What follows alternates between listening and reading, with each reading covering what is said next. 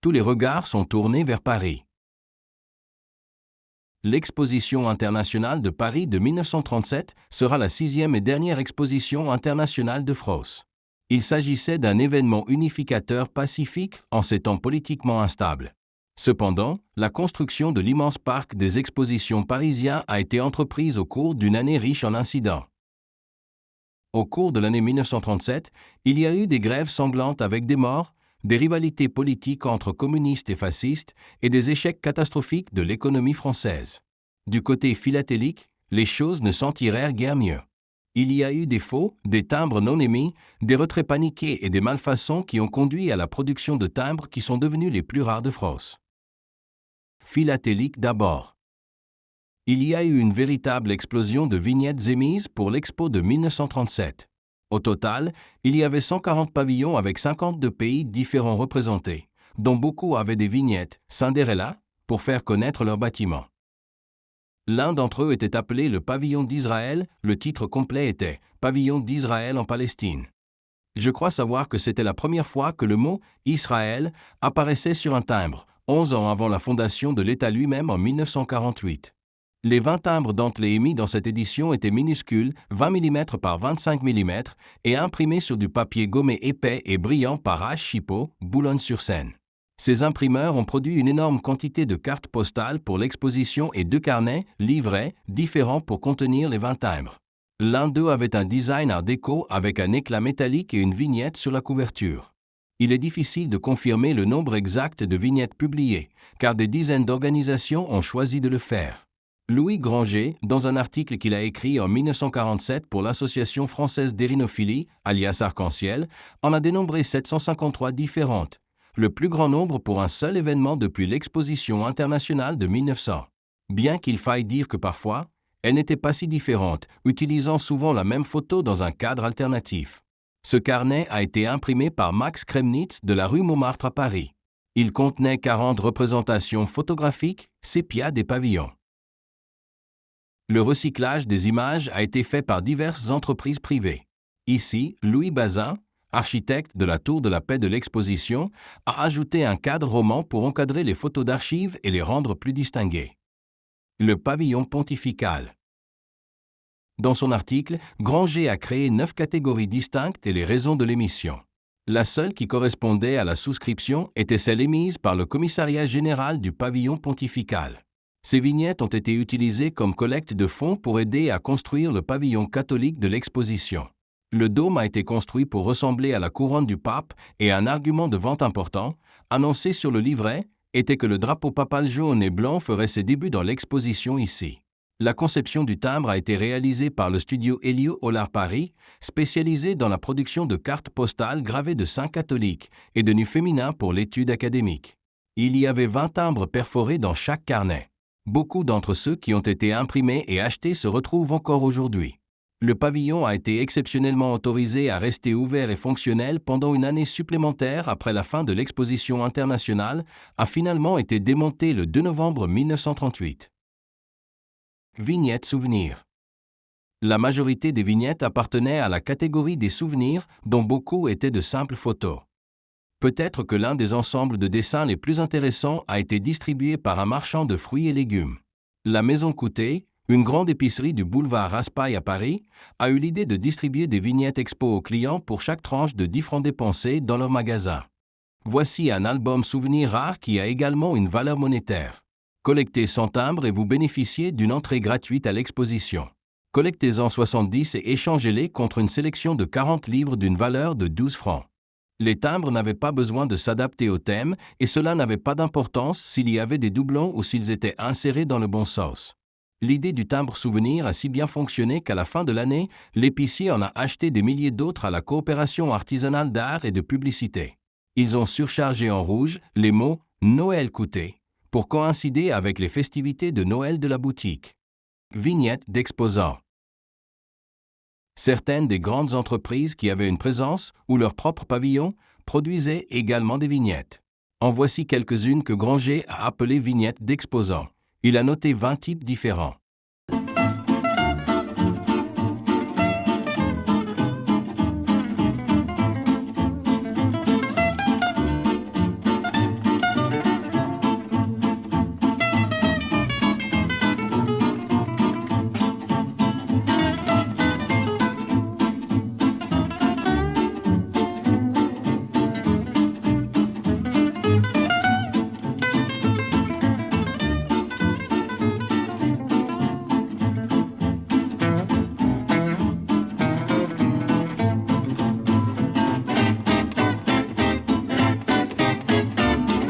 Autre catégorie.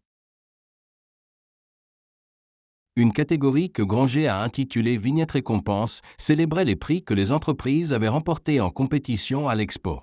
Le Troisième Reich connaissait la valeur de la publicité et il était le seul pays à en produire. Le fabricant de bière Francis Canebro a produit l'étiquette de vendeur de journaux présentant son brassin spatant servi dans le restaurant du pavillon allemand. Il est intéressant de noter que l'étiquette Weltaussteller, montrant l'imposante façade du pavillon allemand à l'exposition de Paris, ne figurait pas dans la liste des vignettes de Granger. Cette vignette, réalisée en aluminium, annonce le fait que Dortmunder Aktienbrauerei, DAB, a reçu le Grand Prix pour ses bières de qualité. Il y avait une catégorie intitulée Participation étrangère, Pologne. Il s'agissait d'un groupe très spécifique et limité qui ne contenait que 2 timbres. Les 2 sont particulièrement difficiles à obtenir, à moins que vous ne parliez polonais ou que vous n'ayez un vendeur qui le parle. Cette photo bleue a une vue aérienne du Trocadéro avec Paris et les mots « Art plus technologie dans la vie contemporaine ». Il y avait même une section pour les boîtes d'allumettes. Plusieurs fabricants d'allumettes étaient présents à l'expo. Les 2 pays qui ont utilisé des vignettes pour se promouvoir étaient la France et la Suède. Enfin, une sélection de vignettes pour les conférences qui ont eu lieu dans le cadre de l'Exposition internationale de Paris. Il y avait des timbres et des étiquettes pour les conférences hospitalières, universitaires et de psychologie avec leurs dates. Et en voici quelques-unes. Pour un rassemblement Congrès mondial du pétrole. La Convention internationale de l'herboristerie. Le 10e anniversaire de la jeunesse ouvrière chrétienne, JOC. Une semaine de la bijouterie. Et les 7e Jeux universitaires internationaux. Il y a des collectionneurs qui disent que ces timbres de conférences ne devraient pas être inclus. Ils soulignent que les vignettes auraient été délivrées même sans l'exposition, à l'exception de l'herboristerie qui mentionne spécifiquement « Exposition universelle ». Cependant, ma dernière grande vignette fait connaître le conférenco en espéranto et montre que parfois des liens ont été établis. Il intègre l'une des quelques 20 flamannonces différentes utilisées pour l'exposition de Paris. Celle-ci en espéranto était l'une des plus originales et se lit comme suit. Paris vous invite à l'exposition 1937. Les timbres prime. Lors des achats chez certains commerçants, les clients recevaient un petit timbre prime par franc dépensé. La collection de ces vignettes permettait d'obtenir des voyages ou séjours gratuits à l'exposition de Paris de 1937. Ces timbres étaient imprimés en feuilles de sang. Il existe des vignettes horizontales d'une valeur de 10 timbres correspondant à 10 francs d'achat. Certaines feuilles ont été surchargées, sweepstake du Grand Prix de Paris, sur chaque bande de 5 vignettes. Finalement, bien qu'il s'agisse d'une exposition apolitique, des idéologies opposées se disputaient les cœurs et les esprits à l'échelle internationale. 2 ans plus tard, bien sûr, ils se battraient sur les champs de bataille du monde. Cette vignette perforée était inhabituelle en ce sens qu'elle avait pour sujet l'exposition internationale, mais elle a été imprimée et vendue à l'étranger.